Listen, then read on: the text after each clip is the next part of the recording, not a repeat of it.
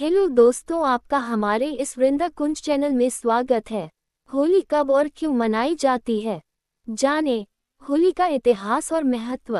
होली रंगों का त्योहार। रंगों का त्योहार होली सभी हिंदू त्योहारों में सबसे जीवंत है। ये भारत में सर्दियों के अंत का प्रतीक है और वसंत ऋतु का स्वागत करता है। इस उत्सव के दिन लोग रंगों से खेलते हैं, मिलते हैं और एक दूसरे को बधाई देते हैं तथा नई शुरुआत करते हैं। लेकिन क्या आप जानते हैं कि होली क्यों मनाई जाती है? यहाँ आपको इस रंगीन त्योहार के बारे में जानने की जरूरत है और भारत में आने वाली होली के दौरान आप क्या उम्मीद कर सकते हैं।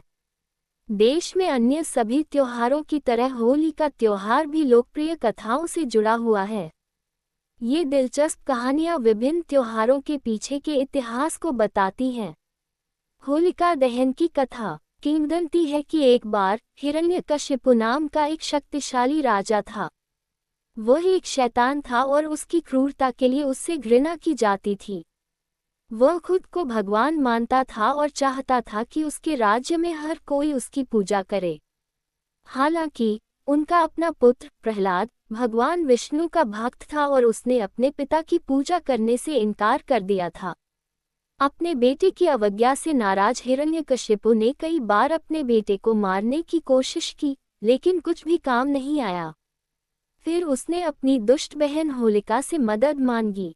होलिका में अग्नि से प्रतिरक्षित होने की विशेष शक्ति थी, इसलिए प्रहलाद को मारने के लिए उसने उसे अपने साथ चिता पर बैठने के लिए बहकाया। लेकिन उसके नापाक इरादों के कारण उसकी शक्ति निष्प्रभावी हो गई और वह जलकर राख हो गई।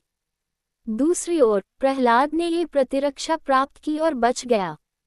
इसलिए होली के पहले दिन को होलिका दहन के रूप में मनाया जाता है और होली को बुराई पर अच्छाई की जीत का प्रतीक के रूप में मनाया जाता है। राधा और कृष्ण की कहानी। उत्तर प्रदेश में ब्रज, जहां भगवान कृष्ण बड़े हुए, के क्षेत्र में कृष्ण और राधा के भक्ति प्रेम की याद में रंग पंचमी के दिन तक होली को एक विशाल त्योहार के रूप में मनाया जाता है। इसके साथ एक स्थानीय कथा भी जुड़ी हुई है। जब कृष्ण एक शिशु थे तो उन्होंने राक्षसी पूतना के जहरीले स्तन के दूध को पीने के बाद एक विशिष्ट नीली त्वचा का रंग प्राप्त किया। बाद में जब वह जवान हुए तो उन्हें अक्सर इस बात का मलाल रहता था कि कहीं गोरे रंग की राधा या गांव की दूसरी लड़कियां उनके सांवले रंग की वजह से उन्हें पसंद करेगी या नहीं। अपनी हताशा में देते हुए कृष्ण की मां ने उन्हें जाकर राधा के चेहरे को किसी भी रंग से रंगने के लिए कहा। इसलिए जब कृष्ण ने राधा को रंग लगाया तो वे दोनों एक दूजे के हो गए और तभी से लोगों ने होली पर रंगों से खेलना शुरू कर दिया। होली के रंगीन त्योहार को मनाने में कई तरह की रस्में शामिल हैं। होलिका की चिता तैयार करना। त्योहार से कुछ दिन पहले से लोग अलाव के लिए लकड़ी और अन्य ज्वलनशील चीजें इकट्ठा करना शुरू कर देते हैं। इसके बाद ज्वलनशील सामग्री को कॉलोनियों, सामुदायिक केंद्रों, पार्कों या अन्य खुले स्थानों में चिता के रूप में इकट्ठा किया जाता है। पौराणिक कथा के अनुसार चिता के ऊपर होलिका का पुतला जलाने के लिए रखा जाता है। होलिका दहन। त्योहार का पहला दिन होलिका दहन या छोटी होली के रूप में मनाया जाता है।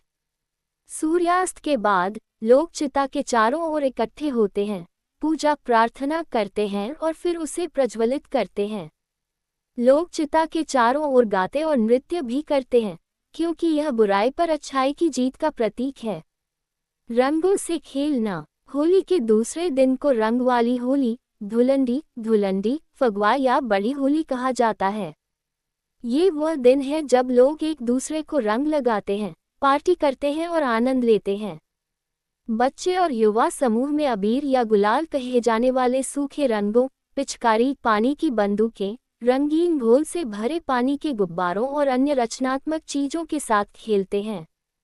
आप सड़कों पर ड्रम और अन्य वाद्य यंत्रों के साथ लोगों के समूह भी देख सकते हैं, जो एक स्थान से दूसरे स्थान पर नाचते गाते जाते हैं। हिंदू पंचांग के अनुसार इस साल सुबह 10:35 पर फाल्गुन महीने की पूर्णिमा तिथि शुरू होगी।